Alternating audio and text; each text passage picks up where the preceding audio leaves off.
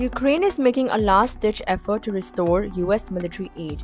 High-stakes talks are set to take place in Saudi Arabia, with the Ukrainian officials trying to persuade Washington to resume intelligence sharing and weapons support, both of which were frozen by Donald Trump's administration.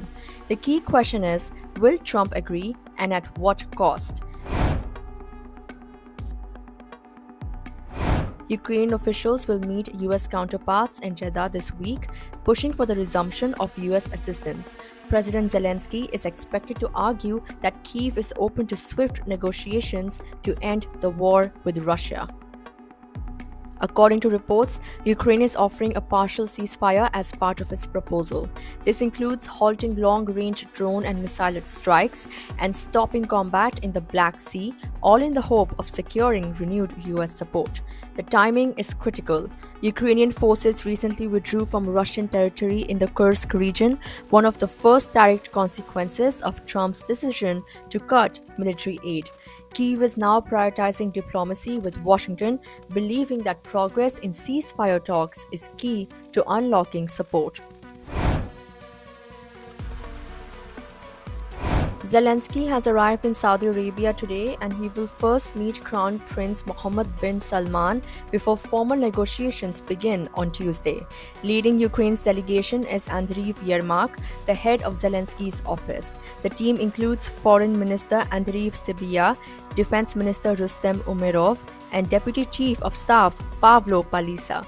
Representing the US will be Secretary of State Marco Rubio. He will be in Jeddah from Monday to Wednesday with a directive to advance the president's goal to end the Russia-Ukraine war.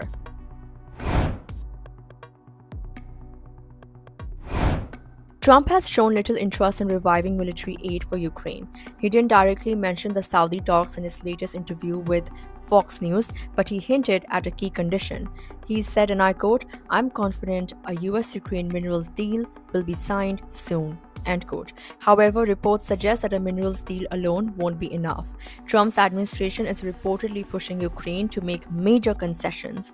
These include territorial compromises with Russia, progress toward holding elections, and possibly even Zelensky stepping down. European leaders are backing Ukraine's diplomatic push. European Commission President Ursula von der Leyen confirmed that Brussels and Kyiv are working very closely together. Meanwhile, a coalition of around 20 nations, led by the UK and France, has discussed ways to support Ukraine if a ceasefire deal is reached. However, Trump has not signaled any commitment to his plan.